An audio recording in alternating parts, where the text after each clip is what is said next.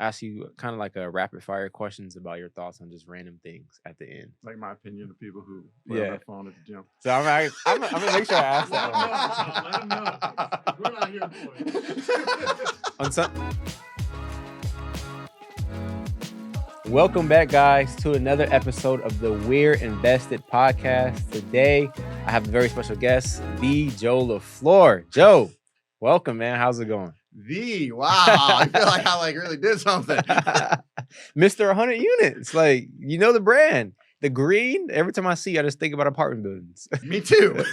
Welcome, man. How's it been going for you? It's going quite well. I appreciate it. I got no legitimate complaints. Awesome, man. Good to hear that. Good to hear that. Well, appreciate you for coming on the podcast, man.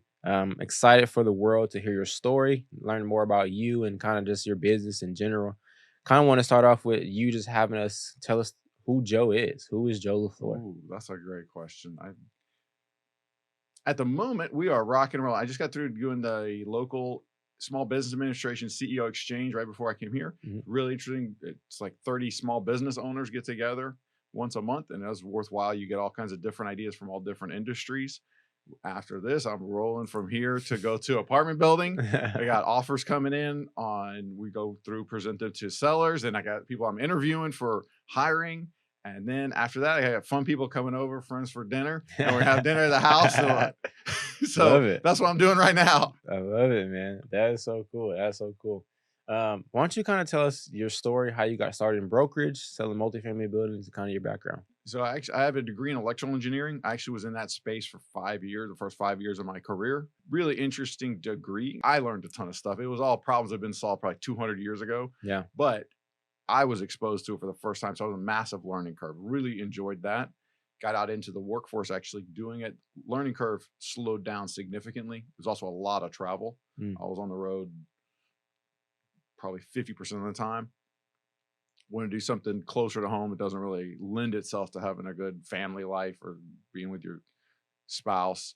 So I started looking for some other businesses, got into brokerage, originally just commercial real estate. Started my career in a resi-mercial, like figuring it out. That's the part of business that you're in the uninformed optimism stage. Yeah. Where you don't even know what you don't know, but you just know, oh, this is going to be great.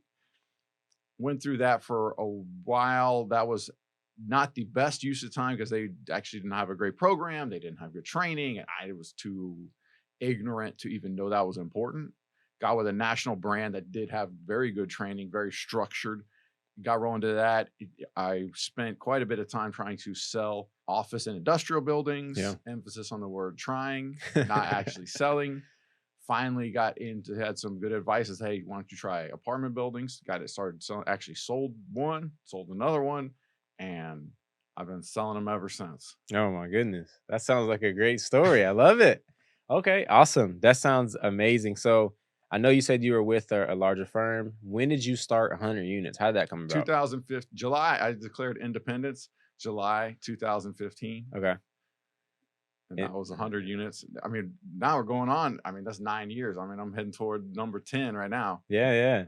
That is so cool. So 9 years ago, you decided to say, hey, I want to do this full time for myself and kind of started that track run. How has it been? How would you describe the last 9 years for you?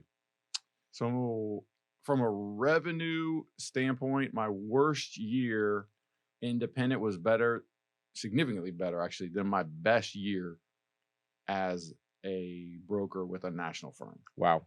Now that happens to be the space I'm in. Yeah. Like it doesn't mean that would work for everyone because they're all in different spaces. You got different programs, but for the space I play in, that's exactly what happened.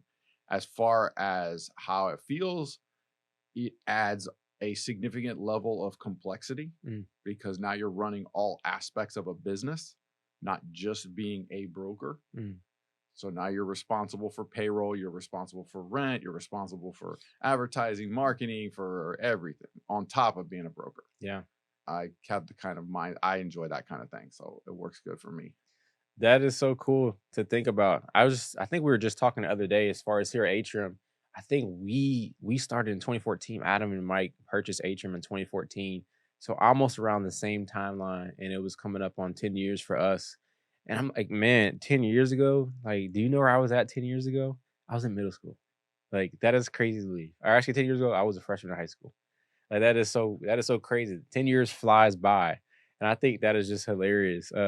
Just thinking about how long like you could be doing something, but it doesn't feel that long. Like I still feel like a high school kid sometimes. But cool, man. That's awesome. So, kind of just moving along as far as today and what we're seeing in real estate and in general. I know we've looked at different things of where potential feds may cut rates, multifamily homes, cap rates are somewhat increasing, decreasing. Sellers' expectations, and this is things we talked about before. But what is your take on the market today, and kind of what is your prediction for this year? So we went through a major divergence in pricing in 2023. Mm, It was the largest one we've seen since 2007, 2008. And what happens in a major divergence is where you see past sold comparables. mhm, That's just basically the deal stops selling because you have sellers who are looking back going, hey, this is where there's offers I had.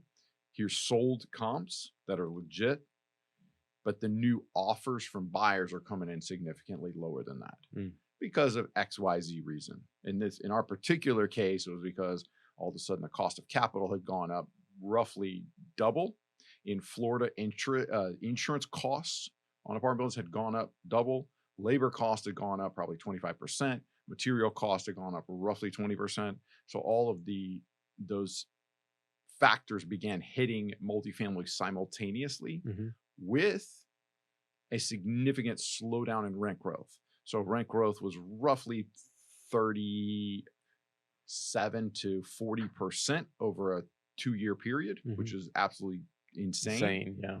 And then you had in 2023 Q1, you started seeing the first negative rent growth that we'd seen basically since '08.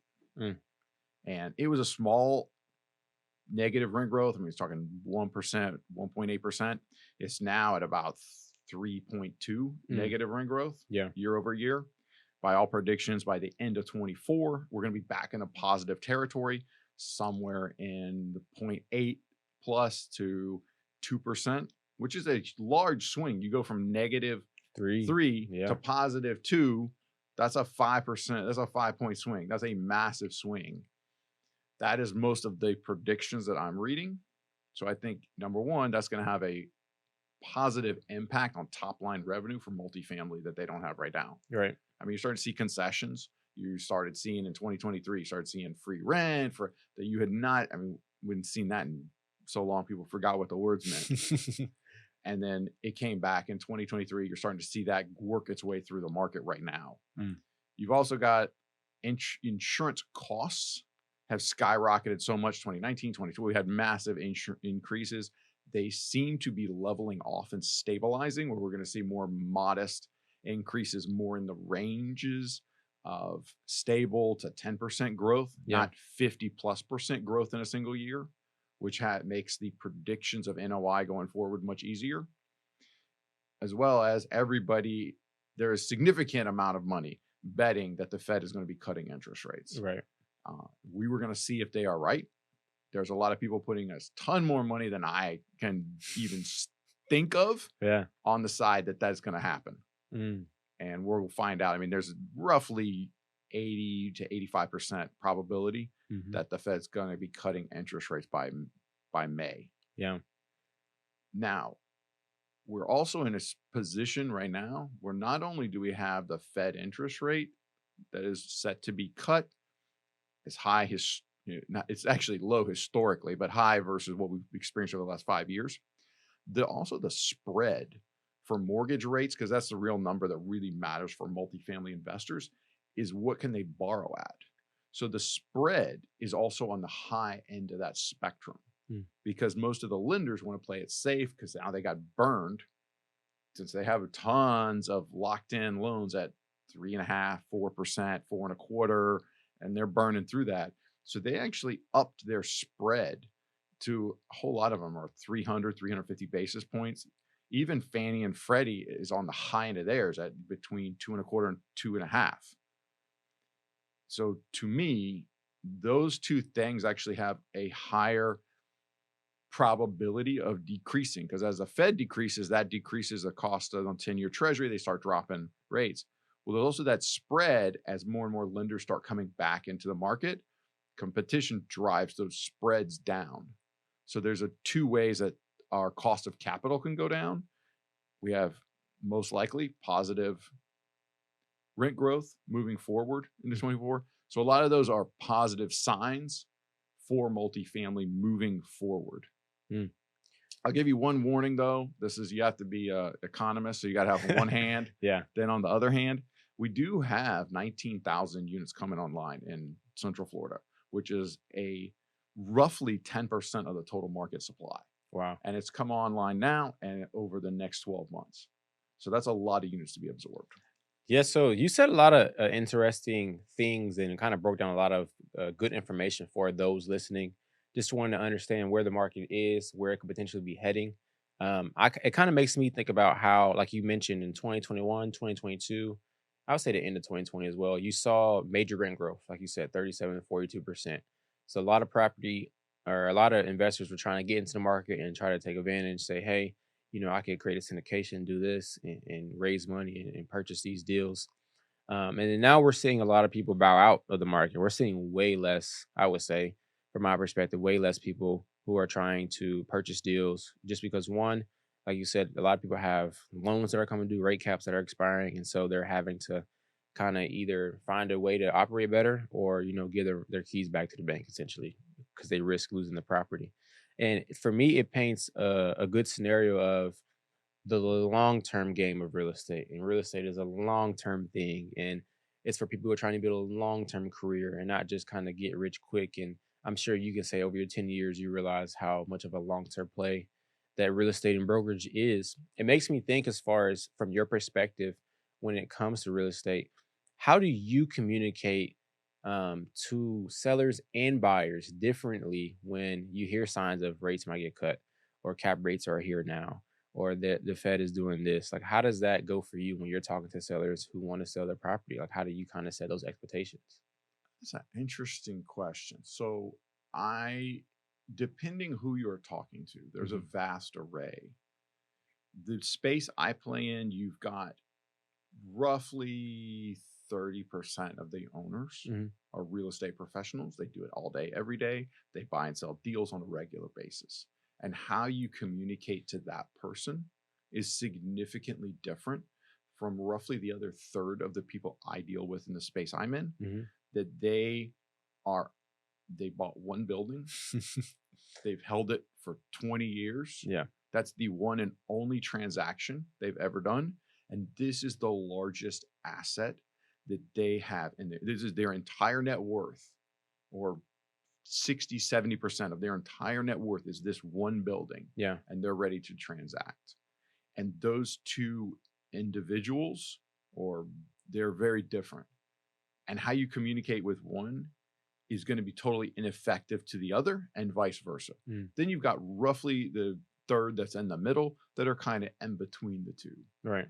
And one of the things that I have a gift of being able to communicate with those different styles completely differently, but convey the same information, because I don't make the market. I just present it to the sellers, and it's up to them to make a decision. Mm. That's one of the things I always discuss with them as they're going down the path to sell. That you want to look at a range of probability pricing and say, okay, is this in the range where it's going to accomplish whatever their goal is with selling this asset? If it is, then we should take a shot at it. Mm. But we're still not selling, and we don't know for sure it's going to happen. So then I go out and market it, bring in offers. Once you have 10, 12 offers, you look at the top ones. Okay, are the top 2 or 3, is this going to work for you? And that's when you're actually going to make a decision to sell or not sell.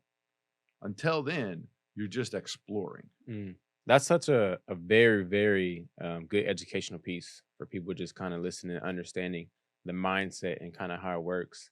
I'm curious to know, like, out of those 3 subgroups, the people who do this every single day, The people who are kind of like in between, and then you have like the family who's held it in the family for 2 generations of 20, 30 years or whatever.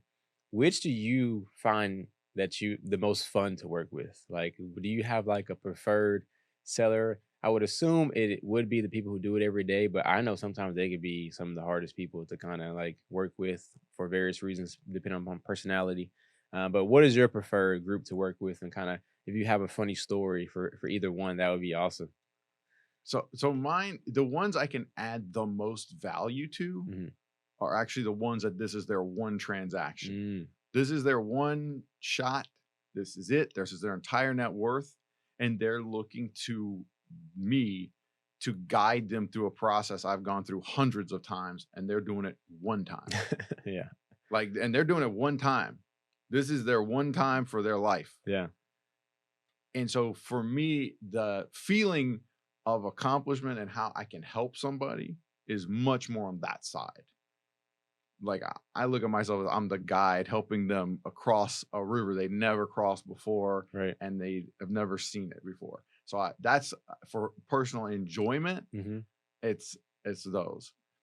Definitely the ones who are transacting. I mean, let's face it, I'm a broker. I get paid on transactions. The more transactions you do, the more profitable it is to run a brokerage business. So Absolutely. the ones who are like doing deals on a regular basis, hey, you want to do this? Okay, great. Oh yeah, let's go check it out. Okay, boom. All right, write the offer, do this. Okay, thanks. Click. Like, and plenty of those people I have great relationships with. Yeah. But the value that I'm going to bring to the table, like I'm going to call somebody up who owns 1,000 units and tell them about rent comps. I mean, really? You telling me they don't know the rent comps? Really? Exactly. I'm gonna call them up and say, "Oh, did you know the building down the street sold?" Duh, like they bought it. I'm gonna tell them about that. They already know. They know. Yeah. That is so funny. That is so good. That's a good point. It's a different, I would say, viewpoint when working with the sophistication level of a group. That makes me think about just kind of what we're seeing right now in the market as far as the sophistication level of groups buying deals. And right now, I know last year there was a huge slowdown in deals that were bought. I actually spoke to a few groups, and some told me they sold 6 deals, 8 deals. Some told me they had like 2 or 3 that sold, and so everyone sounds to me more optimistic about 2024 and just what is to potentially come. I know you have a few deals that kind of went live this year and kind of looking to get some off, as well as a bunch of other groups.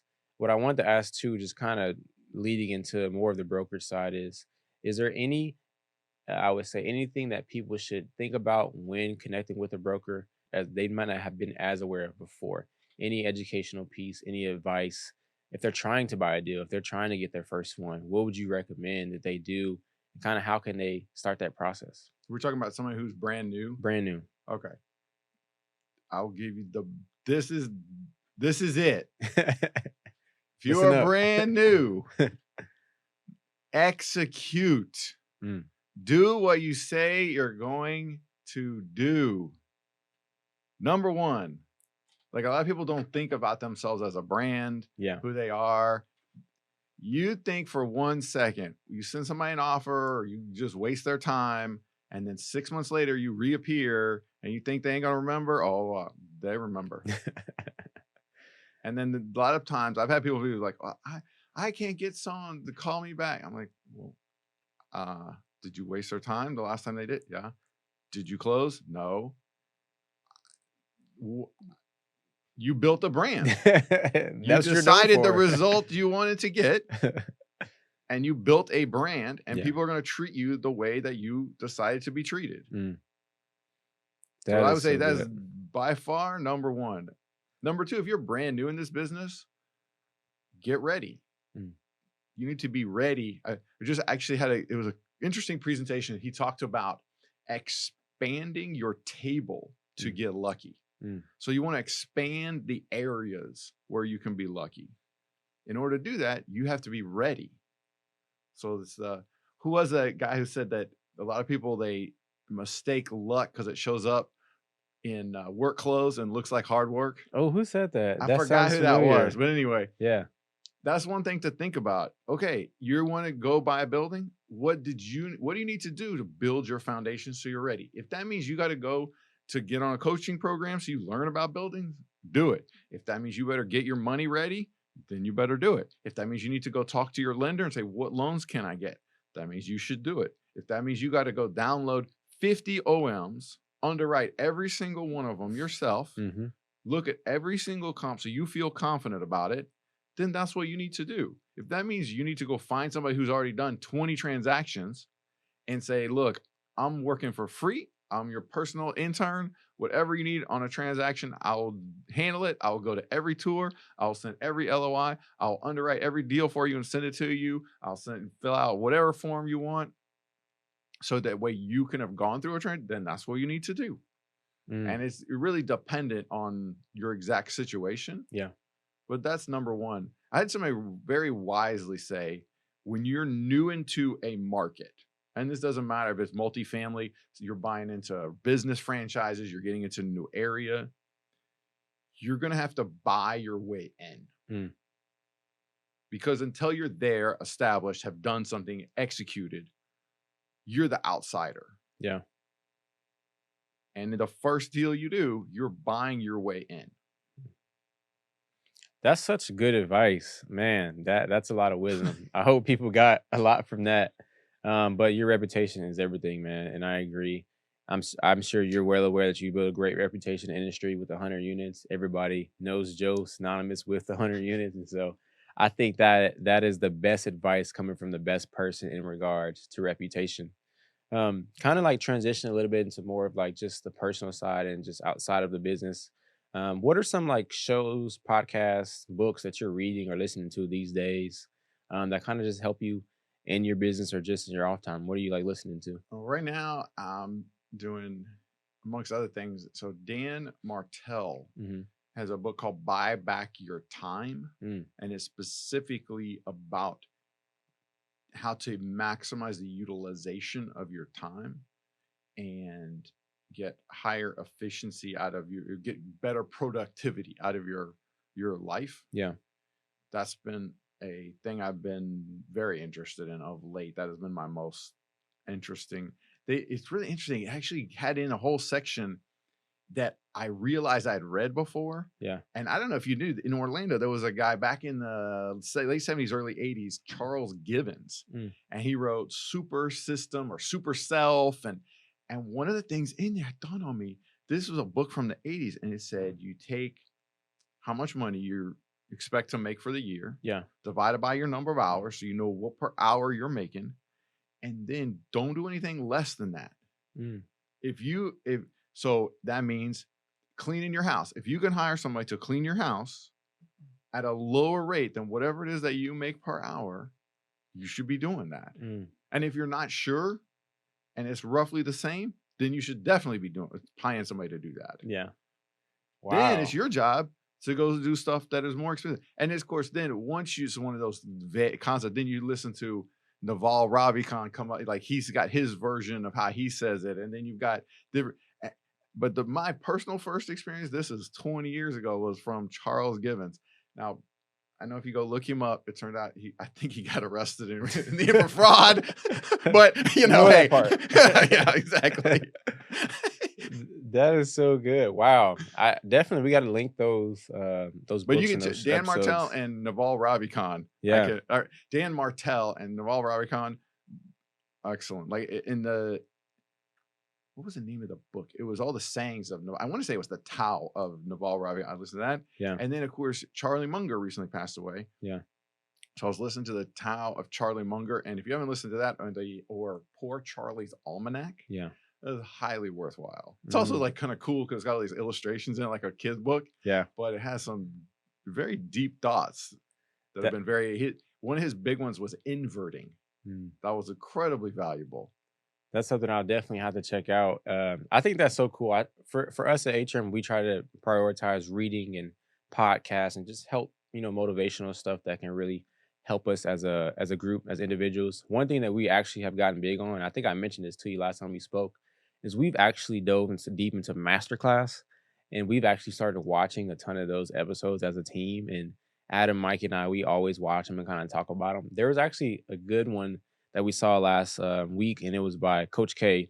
who's the men's basketball coach for Duke, or the former men's basketball coach for Duke, and he was talking about when he was coaching the USA team and how one thing he said that was he wanted, like, usually people say leave your egos at the door, and he was like, hey, actually bring your egos because we need that to win. Like, we need everybody's ego to win. Like, you have your role, you have your thing that you do for this team to win.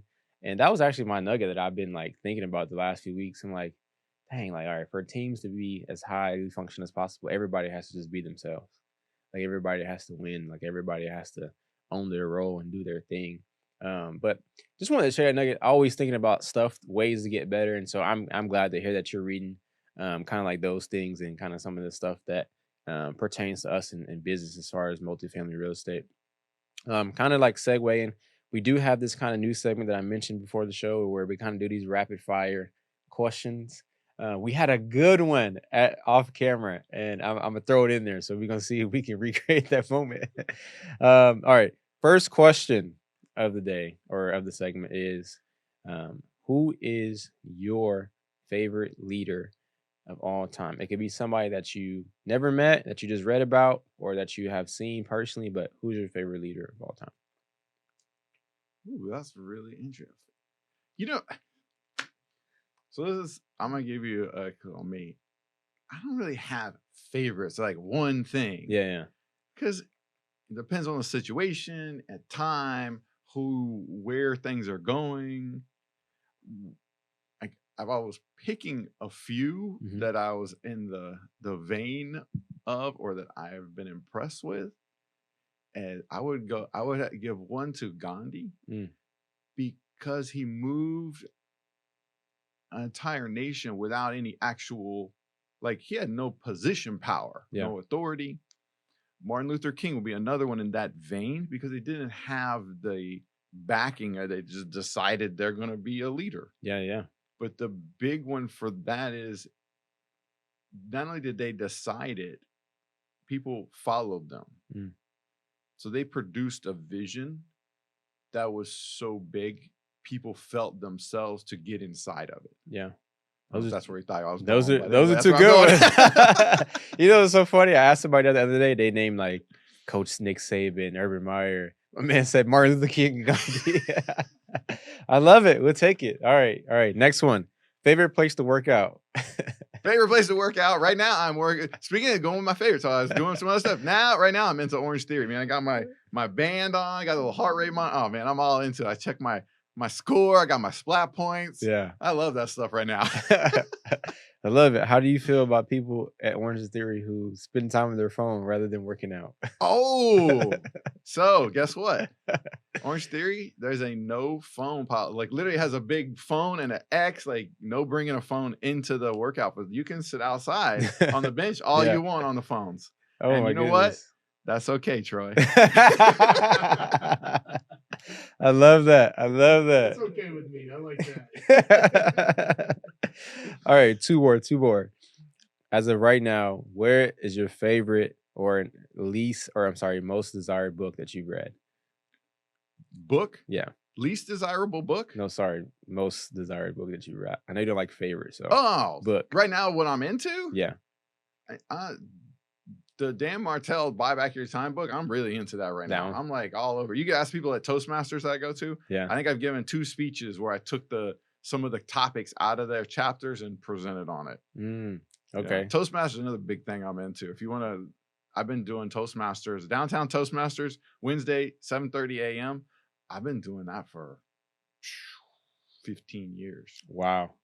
Like, that's dedication. The big thing I'm into. What made you get into that? I was reading, that was in, I don't know, I ran into a couple books and it said, blah, blah, blah. You want to be better at communication. You want to be better at public speaking. You need to practice it. Go to Toastmasters. Ran into it again. And when I moved here to Orlando, we were here and I said, okay, I want to become better at certain skills. That was one of them that came up. It's one of those magnifier skills. Yeah. And I picked that and I just went and said, oh, where's Toastmasters? I went and looked it up and I went. I had a great time, really enjoyed the people, and I've been doing it ever since. I mean, if you want to find me on Wednesday mornings, that's where I'm at. I love it. All right, final question for the show is, right now, what is your favorite thing to do outside of business? What do you like to, what do you enjoy? What are we gonna do? I'm actually really pumped right now because in 20 days, Yeah. Elaine and I are hopping on a plane. Mm. We're flying to South America. Wow. Then from Ushuaia, which is down toward the tip of Argentina, we're getting on a plane, getting on a cruise, and we're about to go cruise Antarctica. Oh my So goodness. I'm gonna go hang out with some penguins and some seals That sounds like a lot of fun. Oh my and gosh. a lot of ice. That sounds so cool. Yeah. And how long are you doing it for? It's like 10 days out there, and Yeah. so it's the total trip is like 14 days. 14 days. Wow. You deserve it, man. I know you've been crushing it. That is so cool. That is awesome. I love it. Well, Joe, thank you so much for coming on the pod, man. Really appreciate your insight into the knowledge. Get to learn more about you, and just appreciate your expertise and kind of gracing us with your presence today. Thank you so much, man. I can't wait for the world to hear this one. We are signing out. Thank you, guys. We're Invested Podcast is produced by Atrium Management Company. Thanks for tuning in. And don't forget to like, follow, and subscribe.